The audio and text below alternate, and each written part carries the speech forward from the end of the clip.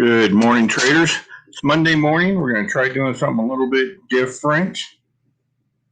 I'm going to try to make this a regular Monday thing. I'm going to reach out to the community and find other content creators that want to start doing, a couple hours in the morning after Bueller and Bob do the coffee show. Just do a couple short live feeds that everybody can get in on and enjoy each other's company and discuss comic books. Going to wait for some chat to pop up, and I am going to tackle a subject that I'm kind of interested in. So the concept here, and I've talked this over with a couple members of the community. Good morning, Herm. Morning, Travis. How you doing, guys? Got missing links showing up. As we all know, the comic book community has grown a huge amount over the course of the last year. The pandemic has been good to our hobby. But there's a lot of questions that we get, especially as seasoned comic book collectors, that I want to tackle. Fable showed up. How's it going, Fable? We might be talking a little bit later about getting some music from you to help brand the channel a little bit. So what this series of videos is going to be, we're going to do this Monday mornings, and we're going to tackle the questions that new and us seasoned collectors have. And because you're always going to learn something, right? And that's kind of the premise here. I kind of got to give credit where credit's due. I had this idea as a brainstorm. I was watching Nick Comic Culture, and if you haven't watched his channel, I'm pretty sure everybody in the chat watching now knows Nick very well. He did this video, the anatomy of a comic shop, and then he and I have talked back and forth about doing some stuff together and whatnot. So it kind of spiraled into this comic book university idea, where we're just going to tackle different subjects and help new and seasoned collectors along. And it's not going to be a long, drawn-out show. We're just going to throw out a topic and get some feedback. Maybe have some of y'all come on and discuss things with us as well. Morning, Shane. Not sure if I already said morning to Link. So today's subject, and I moderate a few, I'm an old guy, I know. I moderate a few Facebook groups on comic books. And I'm in quite a few groups. I do buying and selling online and all kinds of that type of stuff as well. Morning, Stanley. So one of the questions that comes up a lot from the newer collectors is what should I collect? Where should I start? And what I'm going to do today is I'm just going to kind of show where I started, right? And how my collecting has evolved and where it gets me. So often we equate the question, how do I start, with what are the most valuable books? And they're really two completely different things. A perfect example of this is I got a policy that once a week I will send out an AOK to a member of the community. I sent an AOK to everybody. Everybody loves Fable, and I sent him an AOK. And some of the books in there are not really valuable. Image 90s, image number ones, like 1.5 million of each of these were printed. So they're not, he's not going to buy a car with them, but he loved them. They're great books, fantastic art. And that's kind of the thing that I want to get at. You hear us so often say, collect what you like, and the rest will fall in place. And so we're going to take a look at that concept. Um, I guess I wasn't as prepared for this as I thought. My first ever comic books, my grandmother, and I've told this story before, my grandmother bought me a 3-pack of Spider-Man books. And they were Marvel Tales Spider-Man that I think to this day, if you put all 3 of them together, are $1. And that's how much they cost in 1978 when she bought them for me. I was 11 years old. But that got me on this trip. And those books are completely priceless to me. They're beat up. I've got a detached cover. I've got them framed. I haven't even pressed them or anything like that. I've got them framed and they're hanging up in my grandchildren's playroom. Very, very important to me, obviously. But from those 3 books, I've amassed a collection that, it includes some big boys. I mean, I've got Daredevil 1, and I've got AF-15, and I've got, Ninja Turtles, some early Ninja Turtle stuff, and the G.I. Joes and the Conans and all that. So it does snowball from there. It's not about picking up the most valuable books. And we're going to start with a run that I'm working on completing now. So this is Conan the Barbarian, issue number 1. This came out a few months ago. This came out in 2020. Not a real valuable book by any stretch of the imagination. Cover price $4.99, and you could probably pick them up for $2-3 depending on where you get them.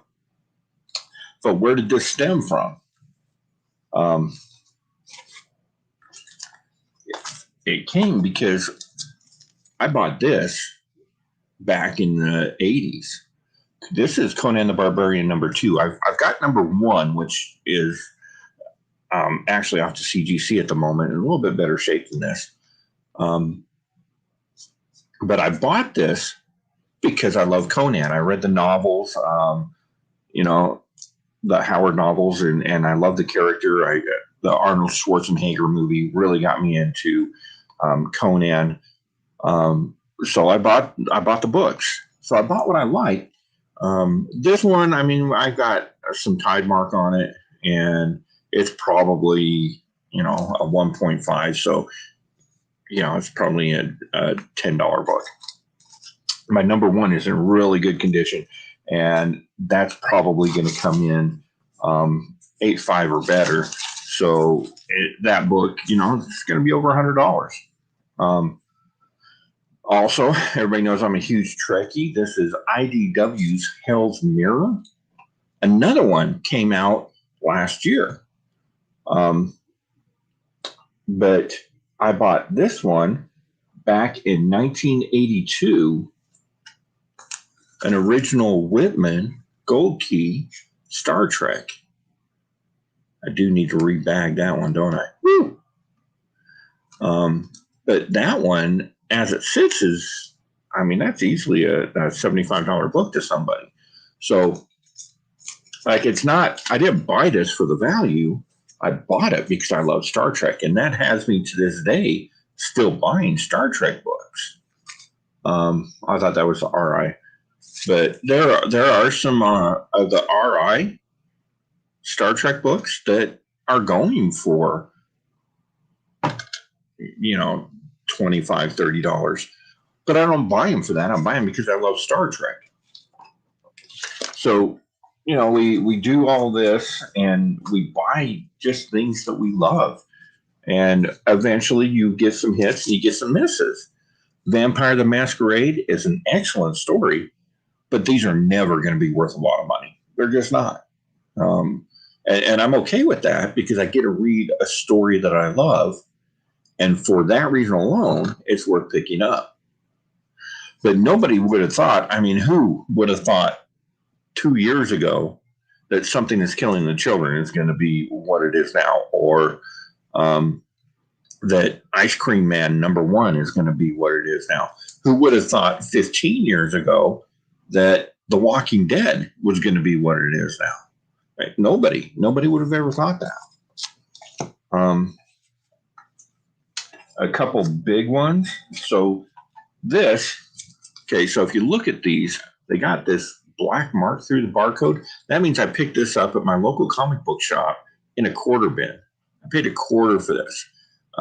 Even if this was in pristine mint condition, it would never, ever be more than maybe $0.25 book, depends on where you live. Trade Paper Dad, hello, how you doing this morning? But yeah, that's a great, great book. But why do I have this? Well, I have this because back in the day, I came up with, I bought this one at a 7-Eleven off a spinner rack, Defenders #1. So that just goes to the point that if you're buying what you love, and I bought this one because, you got the Hulk and Doctor Strange right on the cover. So great books.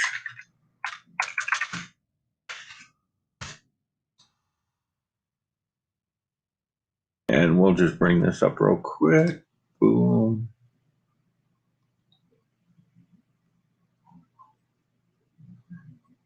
So share this out. So right now, this book selling raw average $83.90. And an 8.0 with an average of $192. And this one is very definitely an 8.5.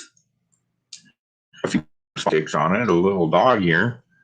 But yeah, it's an 8.5, so we could very realistically see this book topping $200. I paid 20 cents for it off the spinner rack at the 7-Eleven. So, and I've got issues 2, issue 3. I've nearly completed this run. There was a spot and see, this is how it works too. So I bought these 3 books. I think I have issues 1 through 63, I think is where it ended. I actually had a subscription at one point in there. But 1 through 63, I bought, I've had since they were released. I've had ever since day one. And that's a great way to grab these things. And then of course, these are the big boys in that run. Let's see if I can bring this up real quick.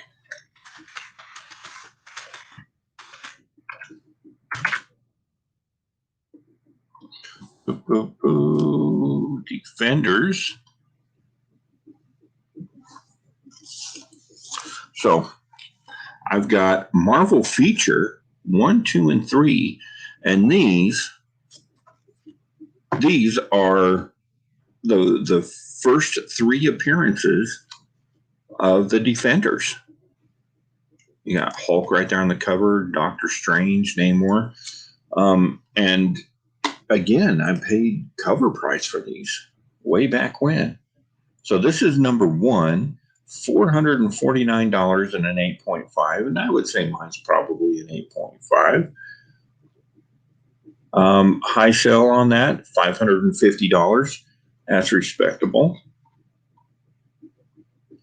$18, $15 respectively for the other 2. So if you're into collecting to make a profit, I mean, and there's people that are, you can invest. It takes a lot of work and a lot of knowledge. You have to watch a lot of YouTube channels and do a lot of research, but you can invest in comic books and make some good money. I know people that have done it. That's not where my head is. I have a personal collection. I don't buy books for my personal collection based on value. I buy books in my personal collection based on, do I like the characters? Do I like the story? And the rest falls in place. I'm holding easy $500 worth of comic books in my hands right now. And I've got books that are worth far more. These are just the ones I love because I love the story. So It sounds kind of cliche to say, but it is very true. Buy what you love, and the rest will fall in place. And this is an interesting point. The real winners, the people who paid cover on those old books, that could be very true if you look at it in those terms. But is that to say that the person that bought, We Live #5? I mean, that has potential to be a huge key book. It's got a new introduction to a new character and a new world. It's less than a year old. Back when I was collecting, back when I started, this was that book. This was, We Live #5, or Something's Killing the Children #1, or Ice Cream Man 24. This was those books. So to say that you can't repeat that is really a fallacy, because you definitely can.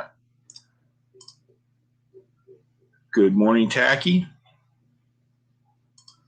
So my advice to new comic collectors and those of you that have been around the block a little bit, it goes two ways.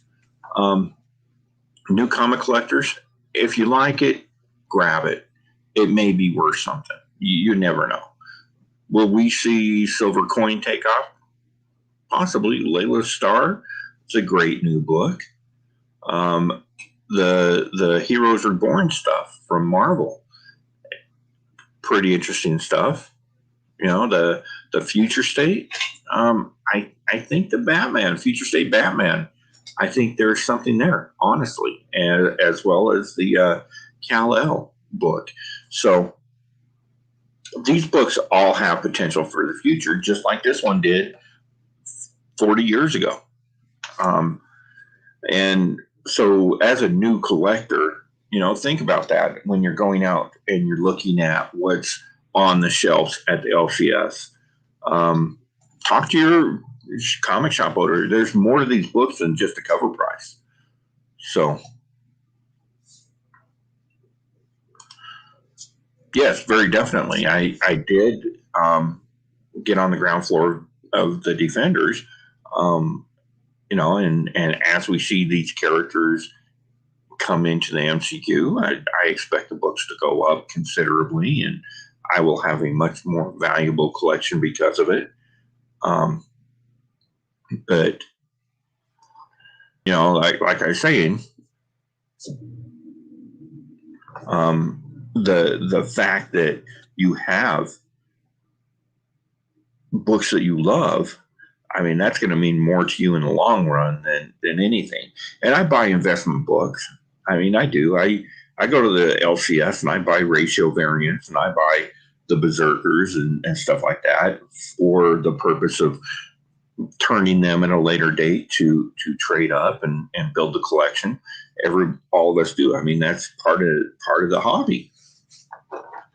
But for somebody just starting out and asking the question, what should I get? If you're not getting into them for the stories and the characters and because it's something you love, you're doing yourself a disfavor. You're not going to be as engaged and interested in these books, and you're not going to be in it long term. Yeah, those of us that have been around long enough know, and I subscribe to the theory on this that I've heard Bueller say so many times.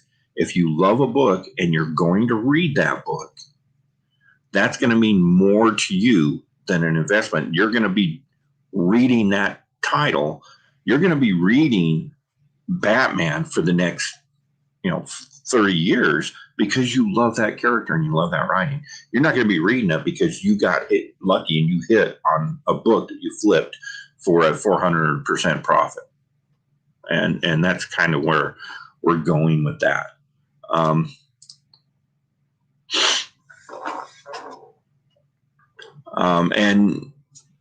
Tacky, my personal thoughts on high print run books, and you really can't compare what happened with Berserker and what happened with High Republic. So the High Republic cranked out, a huge print run based on the fact that it's Star Wars, it's Disney.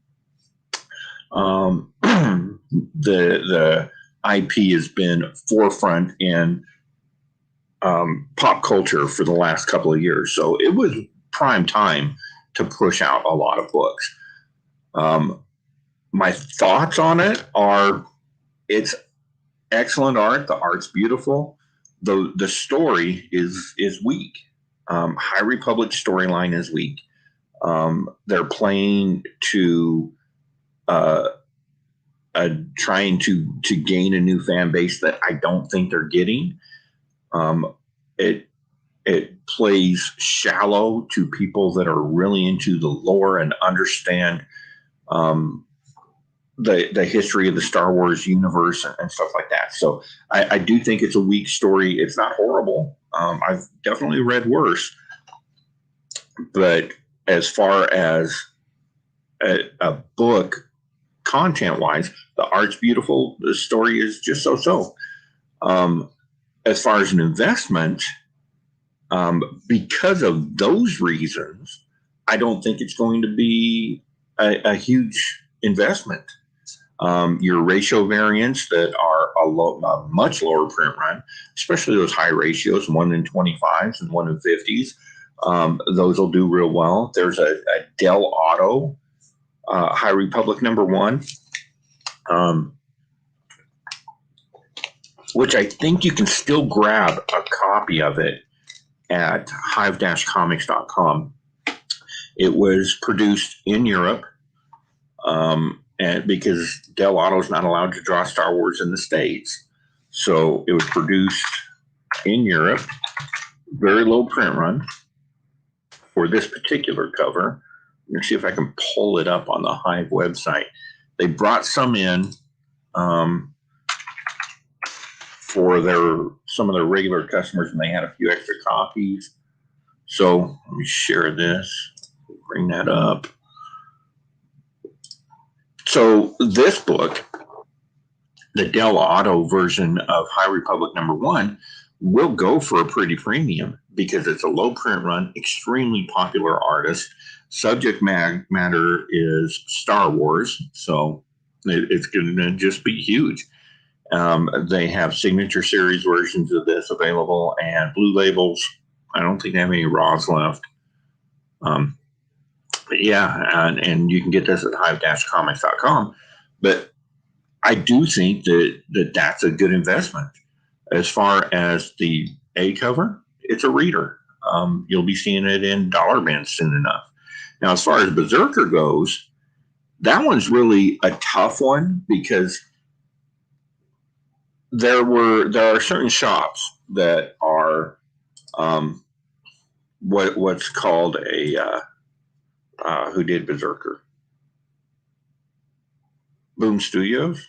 Anyway, they have certain shops that are allowed to do returns on their books. And because of that, and because they made such a big deal about the 1 in 1,000, all of these shops ordered 1,000 books. And they sat on that financially for a little while. And because of that, and because of the returnability, last week they returned all those books. So initial sales on this were, 1 million books or whatever. But if 75% of those go back as returns, and people are keeping the 1 in 25s, and they're keeping the 1 in 50s, and even the 1 in 100s, 250s, at some point you're going to have more ratio variants on this book than you have the actual A cover. And I think that's about the 100 mark from what I'm seeing across the board. So that means you're less likely to see an A cover, there's like 2 or 3 open order variants. So A, B, possibly C. You're going to be seeing more of those than you see the 1 in 25s. So for that reason, I don't think it's a great investment in those low ratios. You have to look to, for investment reason, you have to look at the higher ratios, the 250s, the 500s, that 1 in 1,000 signed by Keanu Reeves is going to be, when those start hitting the market, that's going to be a $2,500 book, I'm sure. But also, look for these. And again, Hive Comics has a great variant on this. A low print run ratio, or low print run variant, store exclusive, is often a better investment than even a ratio variant on some of these, and that's what they do. So I hope that answered that question. Just kind of my take on it. But as far as the story goes, I mean, I think Berserker's solid. It's got a great concept. I like where they are going with that story. Artwork, of course, is solid. So we'll see how it holds up. I think it's comparatively, we can compare it to ENIAC and kind of the feel or the genre that it's set in. And out of the two books, ENIAC's a better story. Just is. Del Auto, Alien #1. I think if you put Del Auto on any book, you can expect it to hold a great value. He is a premier artist, highly underrated, and we can see, I would expect to see a lot more from him in the future, especially with what Image is doing and about to do with Spawn. I can, because he was heavily invested in Spawn, of course, and I see a lot of Del Auto stuff really starting to take on kind of a life of its own. So I would expect to see some good things there. We've got Offworld Adam saying hello to Travis. That was no problem. I know that Fable is kind of newer. Like he's not a rookie, but he's kind of newer in the comic books, and I just thought you can't have a cool collection without some early 90s Image. It's a must-have. So, all right. So that's kind of my thoughts. Buy what you like.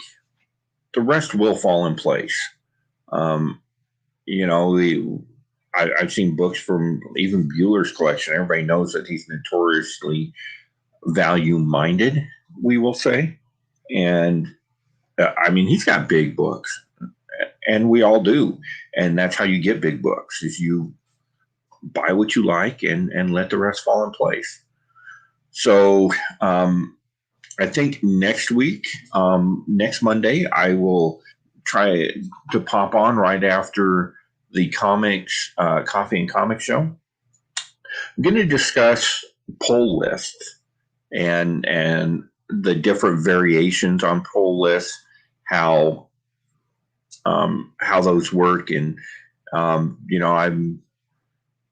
I have 8 local comic book shops around me. I go to every single one of them. I have a poll list at every single one of them, and I do that because I support my LCS, and the poll list is a valuable tool to both collectors and shop owners. So we're going to tackle that. If you have thoughts on the poll list, shoot me a message. The Rogue Trader Utah. I'm on Instagram, of course, Facebook, because I'm old, or the Rogue Trader Utah at gmail.com. You can also leave a comment on the video and give me your thoughts on poll lists. If anybody would like to jump in on the conversation, feel free to shoot me a message. I do use StreamYard, and I'm happy to host, and we can keep the conversation going. Flash by Night says frugal, and Bueller responded with value-minded. Value-minded is, and I feel you. I am so value-minded. I dig in the quarter boxes and I get all kinds of great stuff. I'm lucky enough that with so many comic book stores and the competition there is so great that we have really excellent books show up in quarter boxes. It's not uncommon to find some of that first series Secret Wars. I pulled those out of quarter boxes. A lot of Image stuff, the 90s Image stuff. I've completed my early Savage Dragon stuff from quarter boxes. So, yeah, you can. There's a lot of books that I spend more money on bags and boards than I do on books at some cases, because I went to a LCS and they had the quarter box, and then I took he let me fill an entire short box. If I bought the short box, which you can always use short box, spent $4.99 for the short box, and then he let me fill it for $20. I can get a lot of books in a short box, and when you're looking at filling a short box with quarter books for $20, I was pulling backing boards out, and I was like, I don't really need boards. Yeah, it's interesting how many books you can get into a quarter box. So.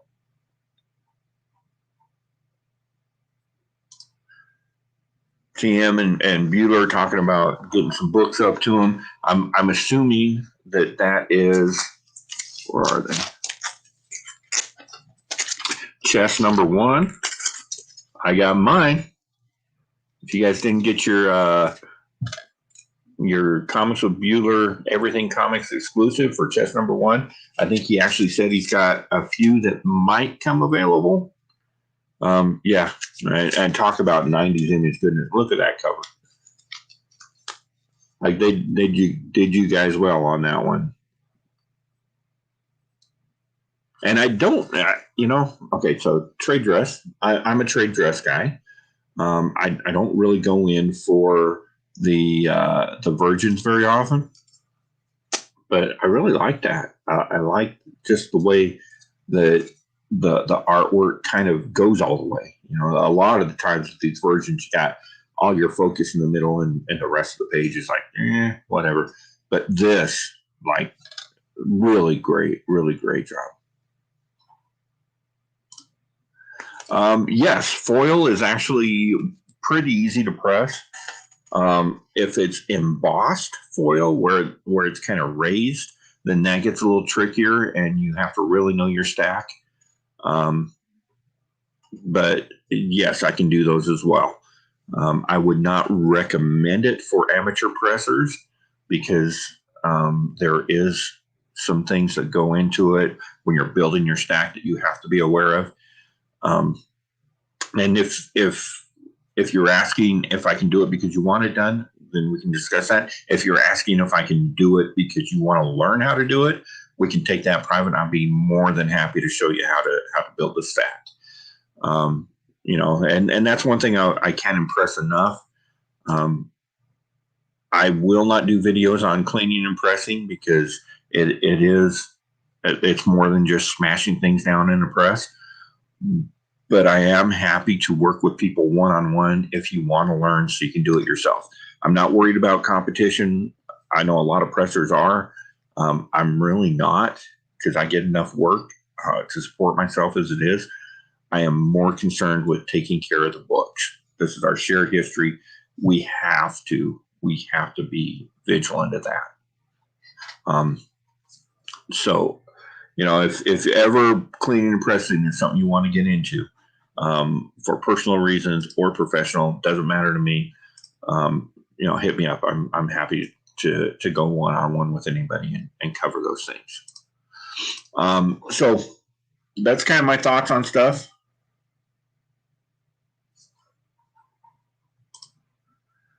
Actually, there's a lot of factory defects on that particular book. I'm assuming you're talking about the Free Comic Book Day book, or not Free Comic Book, Local Comic Shop Day book. I think that's a book that's about to pop into its own. I'm seeing some trickle in at a $500 signature. I saw a $500 signature series 9.8. It wasn't sold, but it's sitting up at one of my LCSs right now. Everybody's saying that's a bit high. I think we may get there sooner than people think on that book in particular, because it was a sleeper. So we'll see where it goes. But yes, there are some factory defects that we can work with to get a little bit better grade. And yes, I have pressed plenty of those. So yeah, we can get you taken care of. Thank you, Nick. I appreciate that. I really love what you're doing on your channel, and it's inspired me to kind of do something in the future. And as I mentioned, Nick and I are kicking around a couple ideas that you may see on a Monday show as well. Let's see.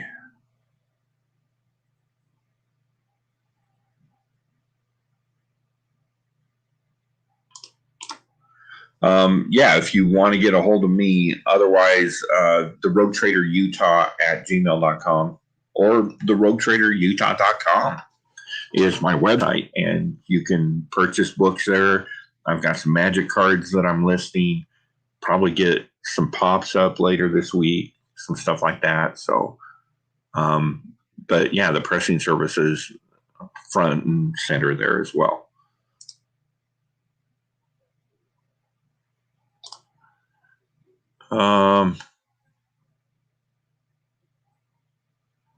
Okay.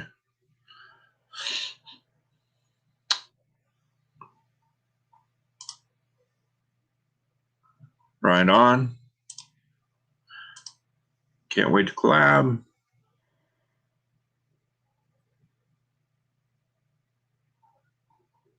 Went hard on that book. Well, a lot of people did. I think subsequent printings are something that we're going to start seeing a lot more of. And it's kind of a zeitgeist thing, right? So, and I think that Department of Truth, Department of the Truth, number one, 5th printing is one that kicks this off. Because what happens is we see a little bit of rumbling with the second and third print of Berserker, and then the second and third print of ASM 55, and the subsequent printings of the High Republic stuff. So that kind of kicks it off and gets us thinking about, well, how much does print run really matter, and how does all this work out?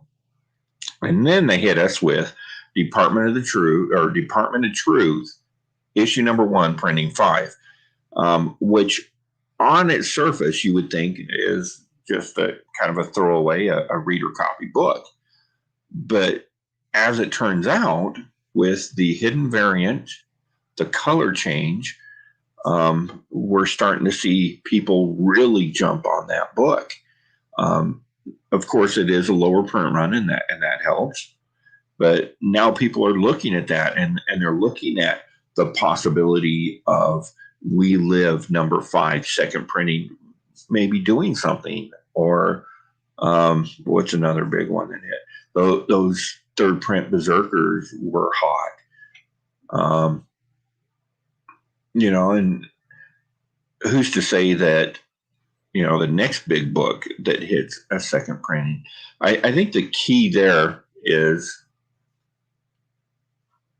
if you're looking at, will these second and third printings be worth any money?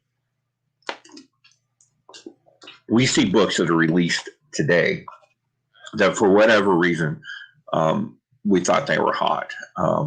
And I'm not saying this is the case, but this is the example that pops into mind. Amazing Spider-Man 55, that black web, that black web Spider-Man cover, destined to be a key cover. But we started seeing second printings of that before final order cutoff for printing 1.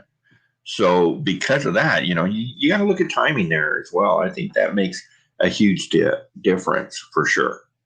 For sure. Something's killing the children. You know, I would say that what you have to look at there is, are you going to grade it?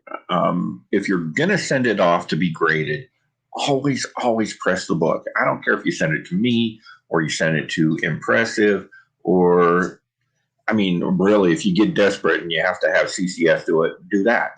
Get it pressed before it, because any pressing is going to be worth the money spent if you're going to invest in the book enough to have it graded.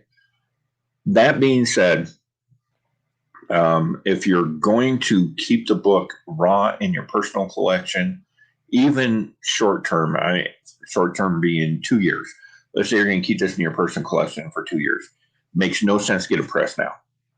Makes zero sense, because it's not going to move for 2 years. 2 years from now, if you decide it's gone up and it's a significant enough key that you want to get it graded, get it pressed. And you know, if it's a book that you're going to sell raw, pressing's not going to make it enough of a difference in the value of the book raw.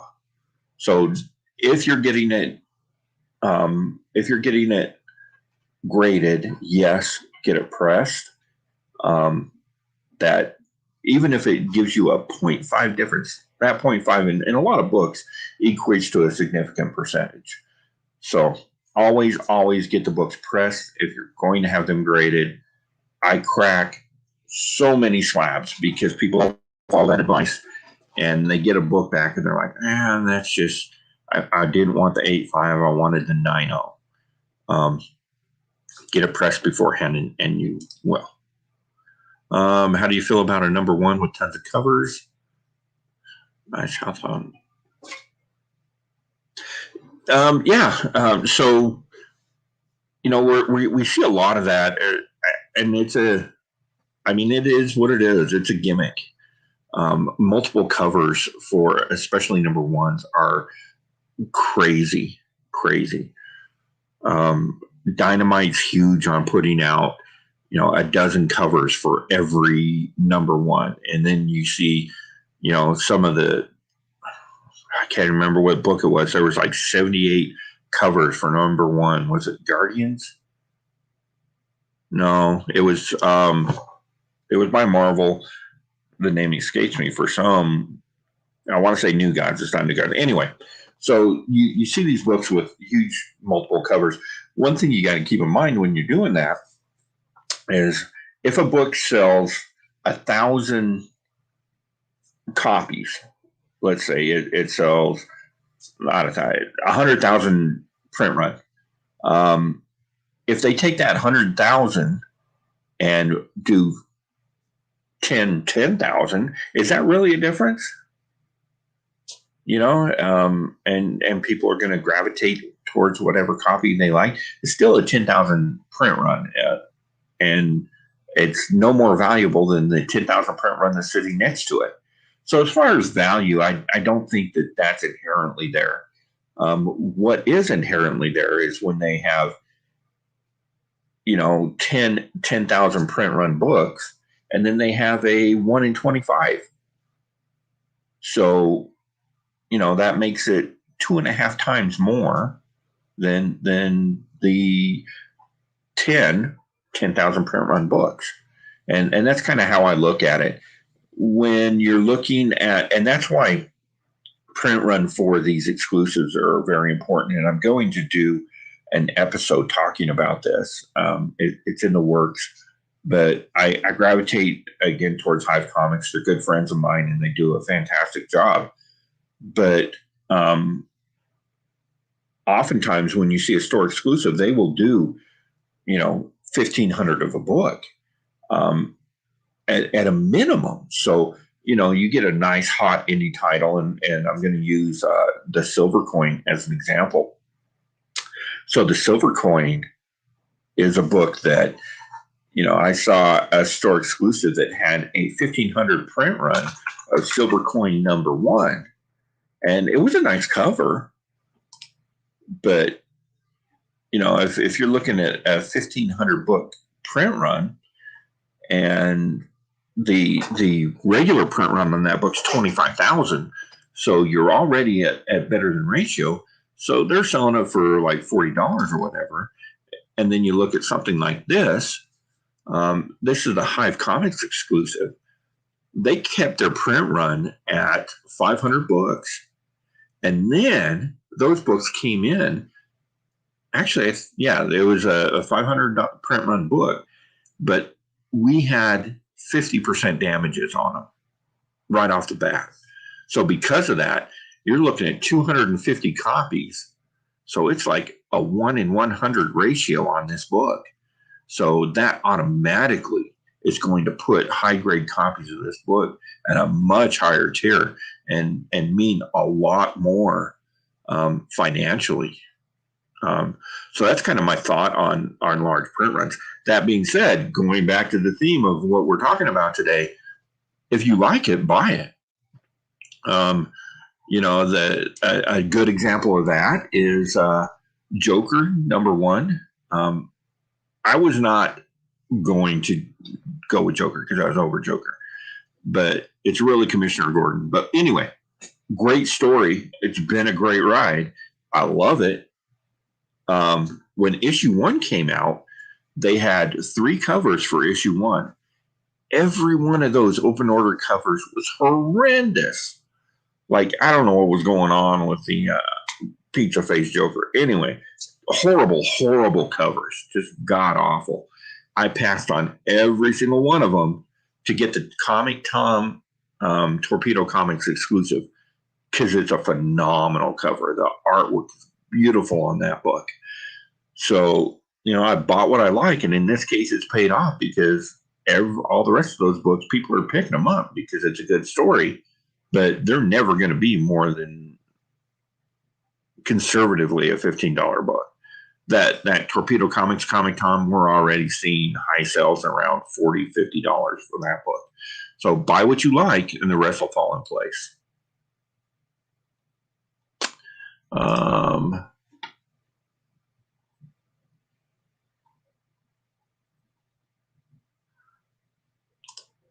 Nick saying Fable gets all the covers. Oh yeah, Comigories tonight. So if you don't know, guys, I the only Comigories episode I ever saw was the last one with TM. Man, this is such a cool concept that John's got. And Nick's going to be on that tonight. So we get to see some of his personal collection. Great. Just a good time. That show's a lot of fun. To answer this question, how long does a press usually last? Can you press a book and grade it years later? You can, but environmental conditions play a big part. There are a lot of times, and without getting too technical, what happens is the fibers of the paper, the way that they're put together, after being in a certain position for long enough, you can press those out, but it's got kind of a muscle memory and it wants to go back to where it's comfortable. So there are times that if there's a lot of humidity involved, not water, not moisture damage, but if there's humidity involved, it'll make a difference. And we've had issues with this. And it very rarely happens, but it's happened before where I've pressed a book and I am in Salt Lake City, Utah. It's a very dry, arid climate here. And there have been times that I've pressed a book and we send it to CGC in Florida with high humidity during the rainy season or whatever, and it's just steamed the book back into its wrinkles. I mean, it has happened before, and it could happen. That's why we recommend don't get your books pressed until you're ready to send it off. It only financially makes sense, and for the longevity of the book, it makes more sense as well. But for that to happen, there's a lot that has to go on. It has to be really dry here, very humid there, and kind of mishandled. I don't want to say mishandled because that's might be an unfair representation of what they do, but it basically has to sit unopened in the humidity for a while before that'll happen. It's not going to happen if it's in a sealed bag.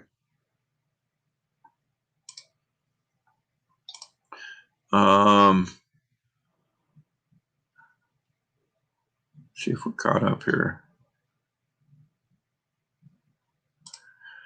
Yeah, Trade Paper Dad, talking to Fable, press the books, it will increase in value. It's just a personal preference. And I think that's good advice.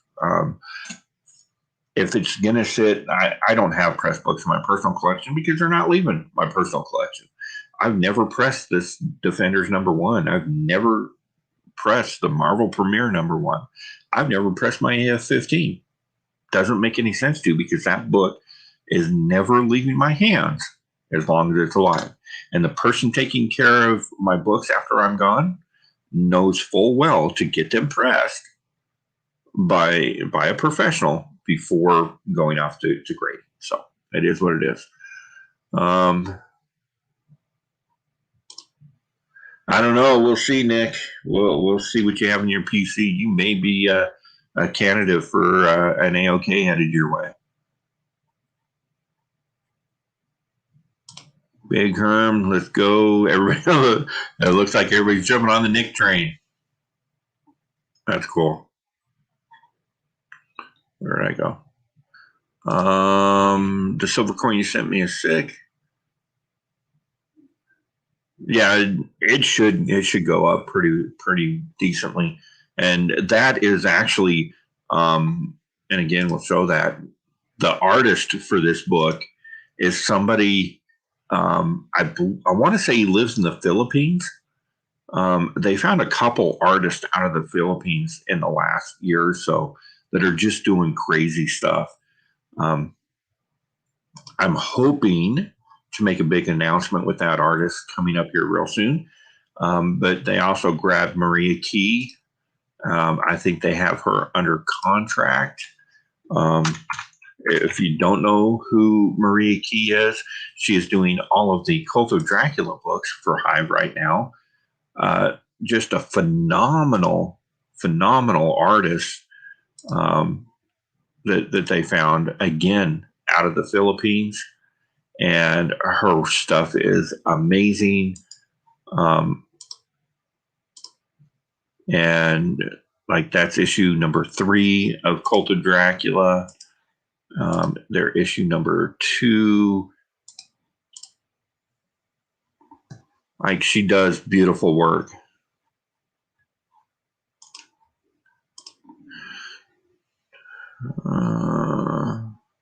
Burke Family. Uh-oh. That's a collection I'd hate to have to go up against. Very nice.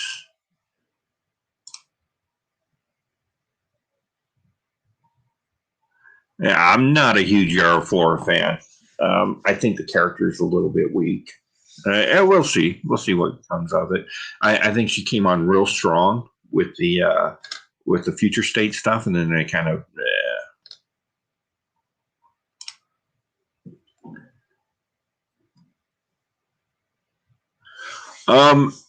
I've never really looked into that. That's, and we happen to have. This is James, everybody. James is half of the Hive Mind that owns Hive Comics, and I'm sure he'd be glad. I'll make you a deal, James. If I get yours when you're gone, you can have all of mine when I'm gone, because you might have an accident. I know what's in your collection. But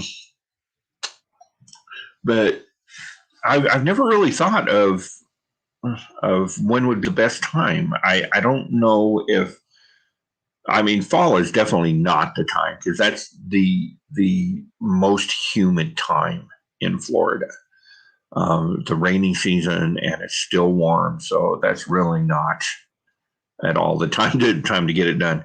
So yeah, I think I'm going to do some research into that and kind of get a feel for when is the best time. And a lot of it, of course, is coming from. I think being in Utah, I can get a good press on a book because it is so dry. I have complete control over that condition. So where other pressers, I know Impressive does really good work, but they're on the East Coast and a very humid climate. So they have a hard time controlling that in their environment.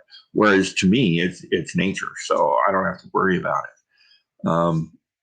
Because if you're pressing books, you have to control time, temperature, and humidity. And time and temperature is a given because you have the machines to do that for you. Humidity, I have 100% control on. So it's good. That's an interesting thought. I'll take a look into that and see if we'll maybe I'll get with James and see what he's got, because I know he submits like once a month. It's insane the amount of books that they send to CGC. Big Herm.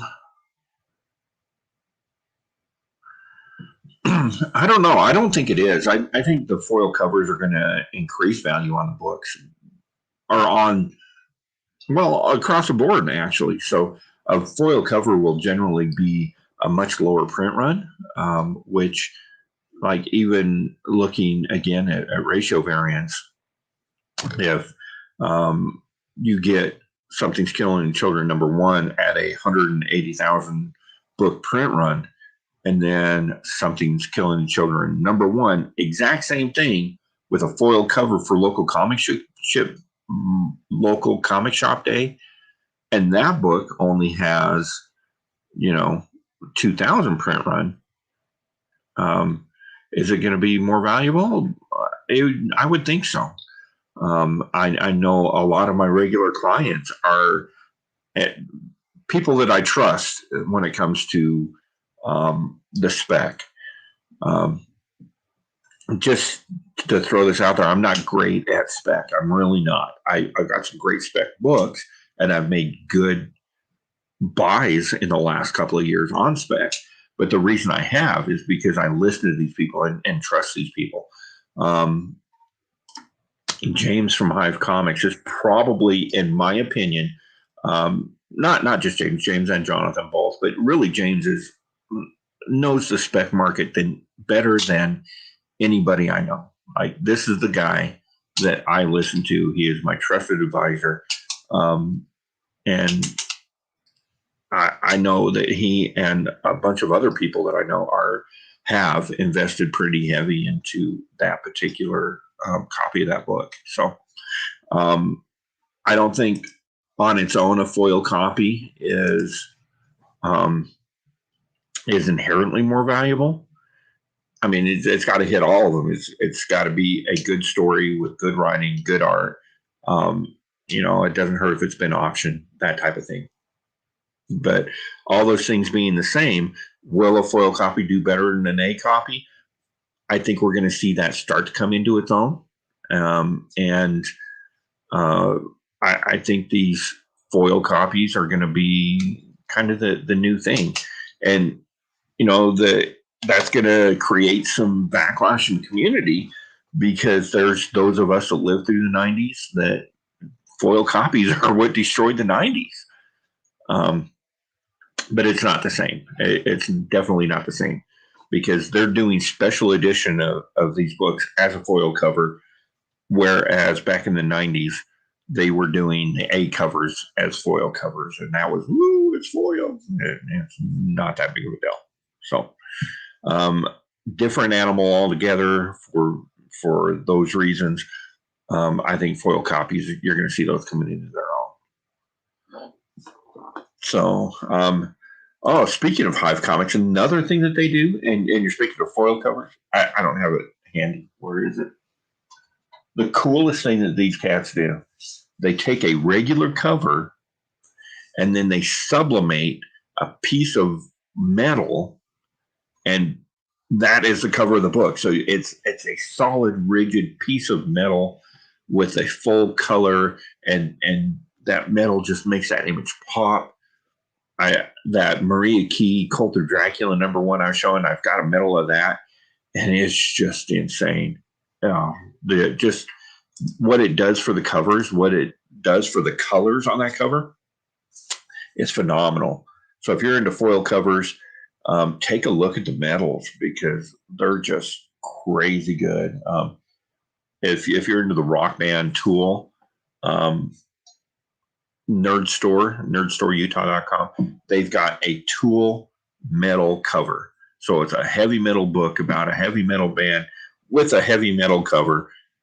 It's crazy. So that's a super cool thing. They're pricey. I think cover price on that Maria Key was, I want to say it was like $80, $75, something insane like that. Metal cover raw. Well, when they had them available, Hive Comics was selling them for $75. So if they're sold out at Nerd Store, I wouldn't expect to grab one of those for less than, maybe 150. It's just crazy. I agree that Tool cover is just insane. I ended up pressing probably 20 of those that he sent into CGC. So anyway, that's kind of my thoughts on buy what you like, and the rest will fall into place. Been at this an hour, a little bit longer than I thought I was going to be. I'm happy to answer these questions. Catch me anytime I'm live, and I'm happy to discuss my thoughts and views on this type of stuff. And if anybody else is sitting around Mondays and would like to continue these live streams and just do a regular block of programming, I'm going to start doing these after the Monday coffee show with Bueller and Bob. And so always watch them, hang out in the chat and discuss books with them. And then you can move on over to my channel and we'll discuss. Again, next week, we're going to talk about hold services. I might get a few sound bites from the local comic book shop owners and their takes and what those hold services mean to them. If you have thoughts or insight on that, please drop me a line and let me know. So, and if you want to start doing this, a live feed after mine on Mondays, let me know and we'll feed into each other. So, like and subscribe, and we'll talk to you later, traders.